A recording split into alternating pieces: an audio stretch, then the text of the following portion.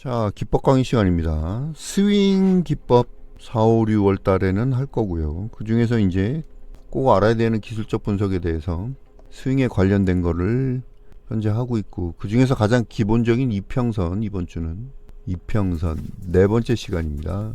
자, 오늘은 뭘 할 거냐면 이 이평선의 서로 위치 간의 관계에 대해서 할 거야. 이평선 간의 관계.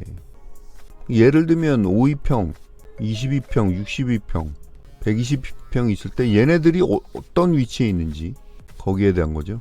우리가 보통 얘기하는 역배열, 정배열 또는 순배열이라고 그러죠. 정배열이라는 용어를 더 많이 쓰긴 하죠. 역배열, 정배열 요런 관계. 그 다음에 이게 꼬이는 경우도 있어요. 꼬이는 경우에 대해서는 내일 할 거고, 오늘은 역배열하고 정배열, 역배열하고 정배열에 대해서 일단은 할게요. 이거를 강의를 들으시면 이 위치 간의 관계에 대해서 조금 더 해안을 얻을 수 있을 겁니다. 계속 말씀드리지만 이평선은 제일 중요한 지표고, 여기에 대한 올바른 이해를 갖지 않으면 다른 보조 지표를 이해하기 힘들어요, 어떻게 보면. 그래서 이평선을 그만큼 강조를 하는 것이고, 자, 일단은 하나하나 볼게요. 5위평하고 22평의 관계를 볼게요. 5위평하고 22평은 일단은 정배열일 경우 들어가는 게 맞겠죠, 어떻게 보면. 만약에 이게 역배열인 경우는 뭐예요? 21선이 위쪽에 있는 종목은, 제가 이렇게 딱 대답했을 때 21쪽에 위쪽에 있으면 뭐죠? 라고 바로 대답해야지. 이 대답이 안 나오는 사람은 아직 이평선에 대해서 공부가 덜 된 거죠. 자, 일단은 이평선 한번 볼게요.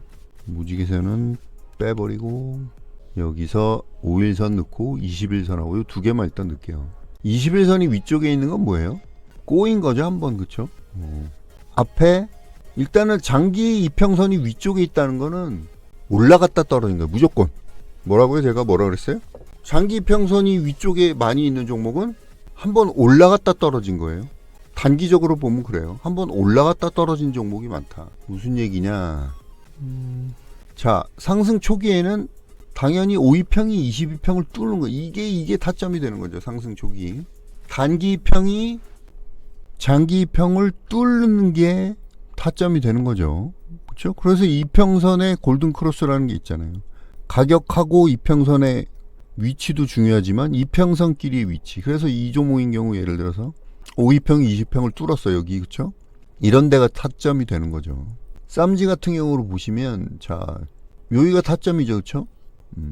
강하게 기준봉이 나왔을 때는 당연히 22평 위에 5위평이 있어야 되는 거예요. 근데 이게 이렇게 꺾이면, 앞에 상승을 한번 했었구나, 상승을 한번 했었구나랑 여러분들이 뭐랑 같이 생각하면 돼요?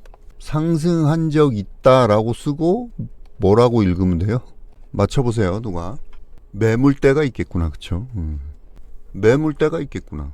저는 5위평하고 22평만 보면, 특히 세력주인 경우에는 기준봉이 나온 다음에 매매를 하는 게 저는 원칙이기 때문에 당연히 5위평이 위쪽에 있을 수밖에 없는 거죠. 안 그러면 기준봉이 나왔을 리가 없죠. 그렇죠? 그러면 다시 얘기하면 이게 정배열에서 역배열로 바뀌었어. 바뀐 초기에는 들어가면 된다, 안 된다? 바뀌자마자는 절대 들어가면 안 된다. 다시 정배열로 바뀔 때까지 기다리던가. 매물이라는 거는 소화하는데 뭐가 필요해요? 시간이 필요한 거잖아요. 우리가 아무리 맛있는 음식도 와구와구 계속 소화 안 시키면서 먹으면 체하듯이 다시 상승시키려면 매물을 소화해야 된다는 거죠. 여기까지 이해되시죠? 그러니까 정배열하고 역배열이 정배열이고 역배열이구나, 이것만 생각하면 안 돼요. 다들 그 팩트만 가지고 그거를 공부를 했다는 애시고 그거를 가지고 매매를 하니까 안 되는 거죠. 그리고 가까운 거리에서 정배열, 역배열, 정배열, 역배열 계속 나오면서 매물을 소화하거든요. 근데 그거를 이해 못하고 기간이 필요하구나, 시간이 필요하겠구나 라는 걸 이해를 못하면 스윙은 하면 안 되죠. 단타는 당연히 데이 트레이딩은 가능하지만 단타는 가능하지가 않다 이거죠. 자, 우리가 차트를 보면서 볼게요. 무슨 종목이 있나. 자, 이런 거 보면은 당연히 아직은 살아있는 거죠. 정배열로. 그렇죠? 5하고 20 살아있는 거죠. 그런데 예를 들어서 하이브를 볼게요. 하이브를. 자, 여기 최근 구간 봅시다. 최근 구간만. 자, 5위평 위쪽에 있죠, 그렇죠? 근데 데드 크로스 나왔죠. 그럼 이게 눌림목이라고 바로 들어가면 올라갈 수는 있을지언정 시간이 걸린다는 거죠. 시간이 여기 매물을 소화할 시간이 이만큼 걸린 거잖아요. 그리고 나서 재상승한 거죠. 2달 넘게 걸렸잖아요. 2달 넘게. 그쵸? 그래서 만약에 이런 경우에 5일선이 그냥 바로 치고 다시 올라갔다고 해도 이런데 예를 들어서 올라가려면 시간이 걸리게, 제가 이거 드리면서 타점이긴 한데 이거 다시 올라가려면 시간이 좀 걸리겠네요 라고 말씀드릴 때는 이런 경우인 거예요. 이런 경우 뭐 쉽게 보면 마음의 AI 같은 경우도 보면 이렇죠. 거의 뭐 5위평이 21선 안 깨고 이렇게 됐다. 여기서 깼죠. 깨고 다시 바로 안 올라가고 이렇게 줄줄줄 흘러내렸죠. 그럼 눌림목이라고 여기서 들어가면 돼요, 안 돼요? 그러니까 자꾸 여러분들이 이 차트 여기 이렇게 볼게요. 이렇게 잘 가던 종목이야, 마음의 AI. 야, 뭐 잘 갔어, 그렇죠? 자, 여기 여기 매물대 있네. 지지나오고 다시 올라가겠네. 하면서 들어가. 이 타점이네. 타점은 무슨 타점? 매물대에서 저항을 받고 계속 떨어진단 말이지. 이러니까 여러분들이 1층인 줄 알고 들어갔는데 지하실이고, 지하실인 줄 알고 들어갔는데 땅굴이고, 땅굴인 줄 알고 들어갔는데 지옥이야. 이런 얘기가 나오는 게 이런 원리죠.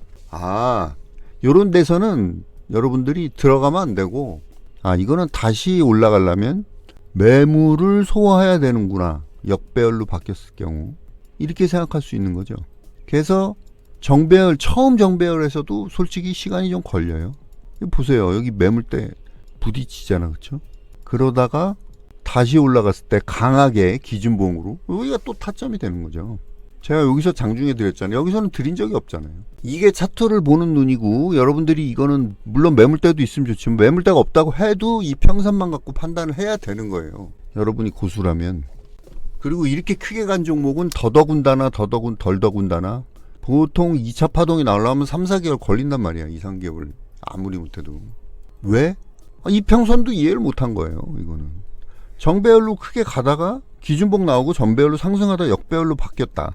근데 하루 이틀 안에 다시 못 올라갔다. 이거는 시간이 걸린다. 그렇죠? 매물 소화한다는 건 뭐예요? 다시 매집을 해야 되네. 다시 매집을. 보통 세력주 같은 경우는 바닥 매집 있고 흔들기 매집이 있는데, 흔들기 매집 구간에서 보통 지지가 나오고 2차 파동이 나오는 경우가 많죠. 거기서 보통 2, 3개월 걸리는 거죠. 이해가 되시죠? 설명을 너무 자세하게 하다 보니까 시간이 많이 가요. 이게 이제 5위평, 22평이고 우리가 22평으로 매매하는 경우에도 마찬가지예요. 그런 경우에는 어떻게 해요? 22평, 62평을 보는 거죠. 뭐 122평을 봐도 되긴 하는데 좀 더 중장기면 20하고 60하고의 관계, 정배열인가 역배열인가. 항상 타점은 정배열 초기예요. 타점은 정배열 초기예요. 타점은 21선 정배열 초기. 그때는 이제 수급주인 경우에는 하나솔루션 볼게요. 수급주인 경우에는 정배열 초기 5일선이 돌파, 그렇죠? 21선을 5일선이 21선 돌파. 타점은 거의 세력주나 저기나 비슷한 경우가 많죠. 지금 바뀌었어요? 안 바뀌었어요? 안 바뀌었죠, 아직. 하지만 이게 한참 이렇게 가다가 5일선이 21선 밑으로 떨어지지도 않았죠. 여기서 한번 떨어졌는데 며칠 안에 다시 올라갔어. 어쨌든 이렇게 크게 하락한 다음에는 왔다 갔다 하고 여기서 바로 들어가면 시간이 낭비죠. 그렇죠? 다시 올라가려면 이렇게 매물을 소화할 수 있는 시간이 걸리는 거예요. 적어도 2달 이상. 그런 다음에 이렇게 다시 올라갔잖아요. 그 다음에 또 떨어졌어. 그럼 여기서는 눌림목이라고 들어가면 안 되는 거죠. 근데 실제로 TV 방송하거나 뭐 하는 전문가들도 이거를 이해를 못해요. 추세가 깨졌는데 얘는 다시 올라간대. 실적이 좋다고. 가긴 가죠. 실적이 계속 나오면. 언제? 2-3 달. 늦으면 6개월 이상 갈 수도 있는 거예요. 이해되세요? 정배열하고 역배열을 정확하게 알아야 돼요. 역배열로 바뀌었다는 거는 역배열로 바뀐 다음에는 매물을 소화할 시간이 필요하겠구나. 무조건 이렇게 생각해야 돼요. 이평선만 봐도 알 수가 있어요. 그래서 이 정배열, 역배열을 여러분들이 볼 때 이제는 좀 다르게 생각을 해야 되는 거예요. 옛날에는 정배열이면 그냥 차트가 좋으니까 가겠구나.